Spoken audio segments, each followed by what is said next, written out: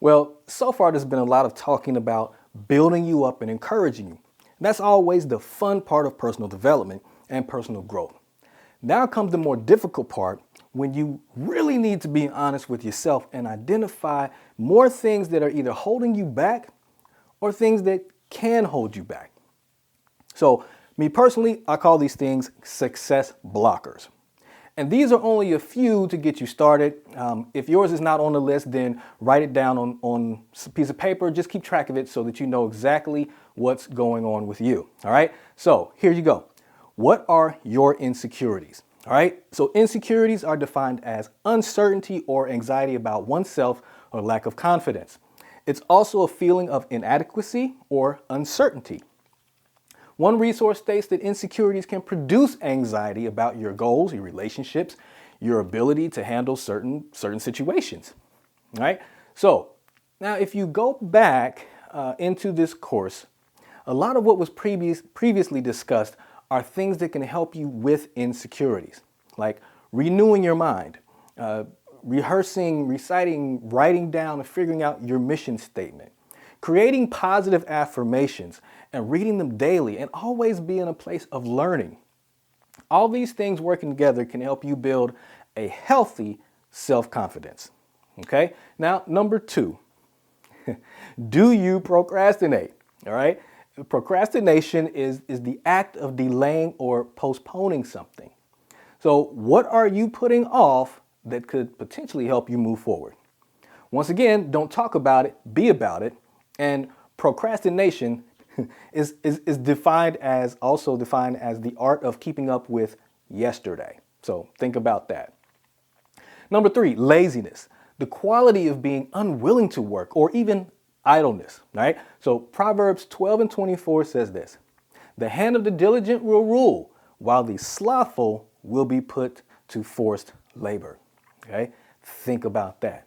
Number 4, negativity. That's the tendency to be downbeat, disagreeable, or even skeptical. It's a pessimistic attitude that always expects the worst. And number 5, fear. Now, I call fear a bully. And fear is an unpleasant or often strong emotion caused by anticipation or awareness of danger. Now, there are plenty of acronyms out there for fear. Feel free to look those up. And now we're going to talk about something that I don't feel like is really talked about a lot, but it's something that's called entitlement. Now, entitlement is the belief that one is inherently deserving of privileges or special treatment. Sometimes that can be something to hold you back because instead of going out and getting it, you sit there and expect people to give it to you and or do it for you. Think about that for a moment. Number 7, past failures. Now, past failures, they can actually help you to succeed. However, if you dwell on the past failures, they can become success blockers. Instead of taking the failure as a learning opportunity, they become a hindrance. And number 8, poor time management.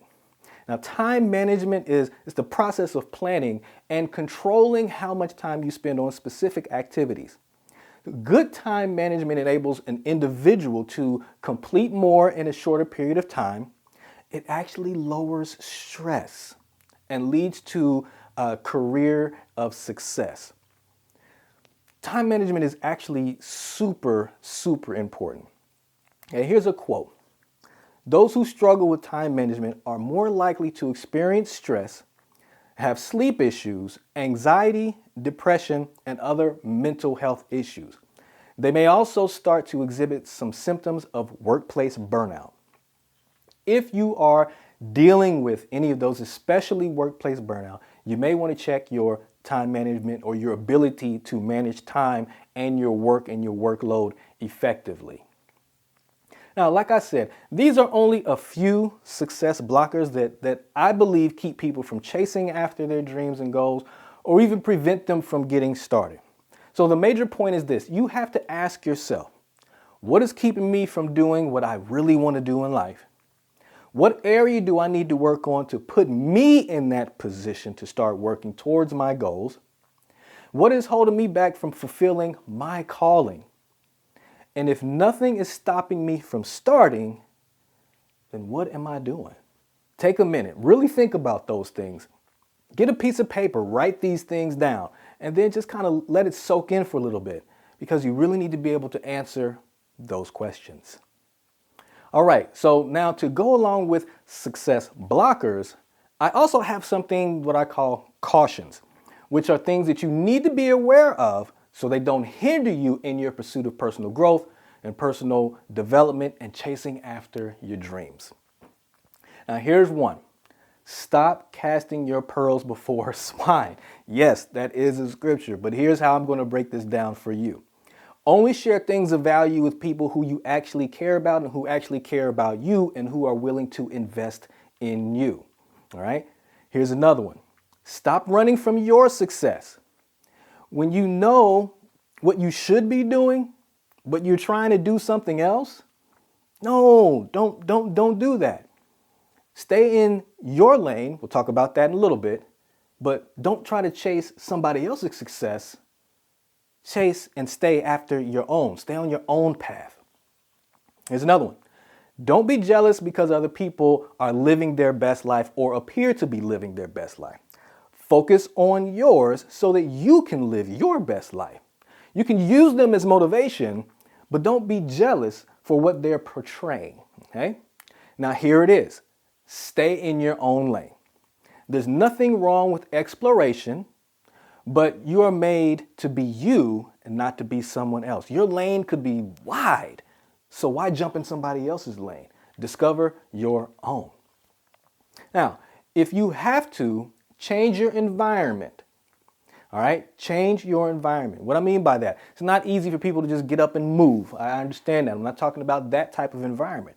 But you can find groups of people with like interest and spend more time with them than those who are not interested in the same growth and going in the same direction that you're interested in going in. So you can change that environment. Okay, you can definitely do that. I've had to do that quite a few times. Now, social media can be a good source of information and also a good place for fantasy.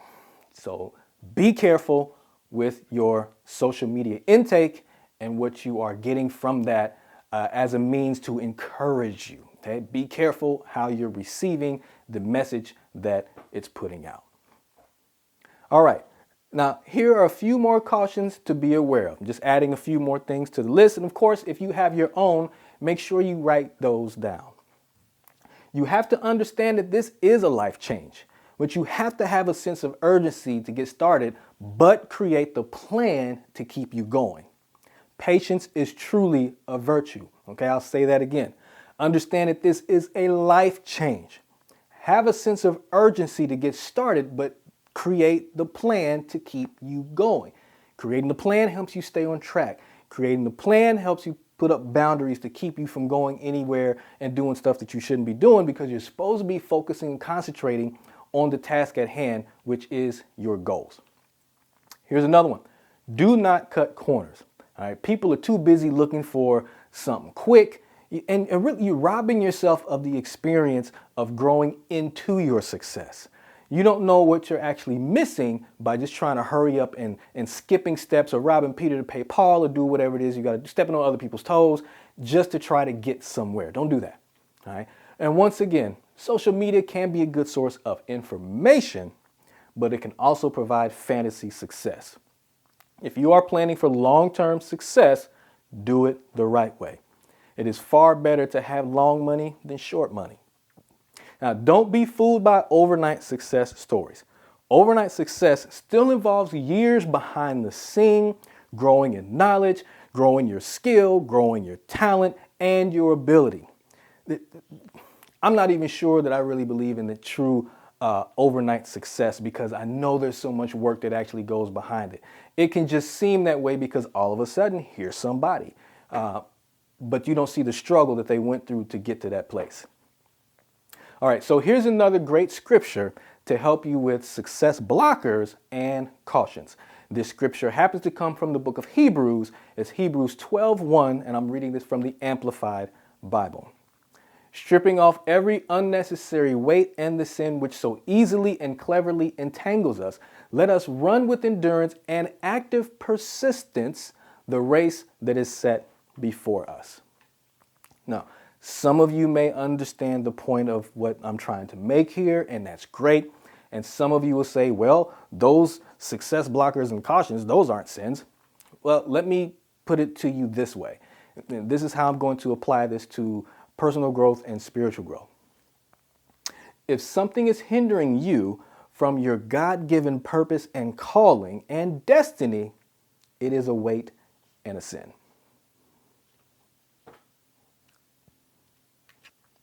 All right, and here we are. This is the last section of phase 4, part 2. Probably could have broken this down into maybe 2 parts, but okay, here we are. This is self-awareness, okay? Now, once again, the importance of knowing who you are.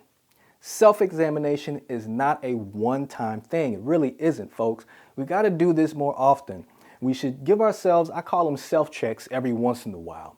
You don't have to overanalyze yourself, but check yourself at least every 6 months to a year. Because you want to check your progress. You want to see how you're growing.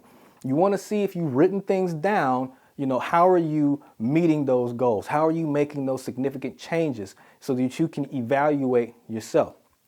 As a matter of fact, that's one of the things that a self-awareness checkup can do for you is help evaluate strengths and weaknesses.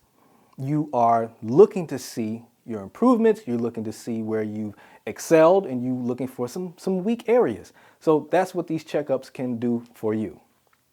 They will also assist in personal and professional life. We're talking about your human capital, your growth in perfecting your skills and your growth. So you want to make sure that you're growing. Okay, so evaluating yourself, giving yourself these personal checks can help you monitor your growth for your human capital. This also builds and balances self-confidence instead of living a lie through insecurities. We talked about those insecurities. Now, when you are secure with who you are, you don't have to put on the front because it's who you are. You're solid in that. Okay, be solid in who you are. Stop fronting. Okay, because the front's going to fall off eventually, and then the real you is going to show up. Know that you are created on purpose for a purpose. God didn't make a mistake when he made you. Okay, that's something that you've got to know. You've got to understand. Now, you are equipped with a natural ability. You are. You just need to take time to discover it if you don't automatically know what it is. And for those of you who do know what it is, spend time perfecting it, human capital, so that you can grow. All right. Now, develop your natural ability and skill, part of human capital, putting the effort into investing in you. And then you can develop other skills and interests outside of your natural skill set. Those are also things that can also help you. But those self-awareness is so important. I've already said, if you don't discover your identity, then the world out here will provide one for you. And you may not like what you become because you've let their influence take over instead of letting God's influence and his purpose for your life take over. Okay, so think about those. That's it for part 2 of phase 4.